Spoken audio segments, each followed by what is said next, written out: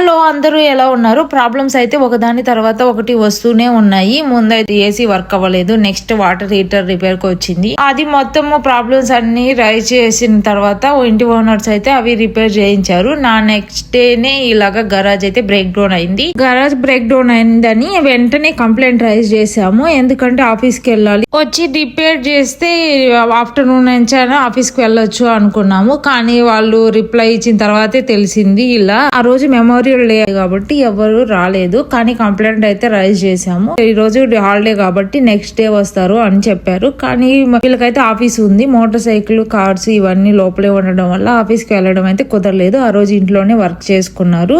ఇలాగా ఒక లిఫ్ట్ చేద్దామని ట్రై చేసాము, కానీ అది వెయిట్ ఎక్కువ ఉండడం వల్ల లిఫ్ట్ చేయడానికి అయితే కుదరలేదు. ఇంకా వదిలేసాము.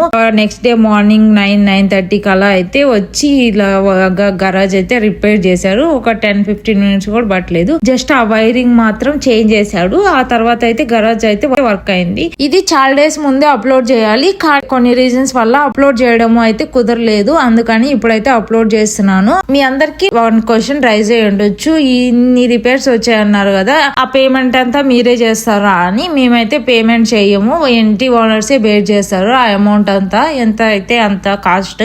ఒకవేళ ఈ డ్యామేజెస్ అన్ని మన వల్ల జరుగుంటే మనమే బేర్ చేయాల్సి ఉంటుంది. ఇది మన వల్ల జరగలేదు కాబట్టి ఇంటి ఓనర్సే బేర్ చేస్తారు. ఒకవేళ మనది ఇది ఓన్ హౌస్ అయి ఉంటే ఈ రిపేర్స్ అన్ని కాస్ట్ మనం బేర్ చేయాల్సి వచ్చేది. ఈ వీడియో అయితే మీకు యూస్ఫుల్ అయిందనే అనుకుంటున్నాను. అలానే ఏసీ రిపేర్ అయ్యింది, అది ఎలా రిపేర్ చేయించుకున్నాము, వాటర్ హీటర్ ఎలా రిపేర్ చేయించుకున్నాము, ఆ షార్ట్ వీడియోస్ అయితే ఛానల్లో ఉన్నాయి. మిస్ అవ్వకుండా చూడండి. Thanks for watching. Do follow for more videos.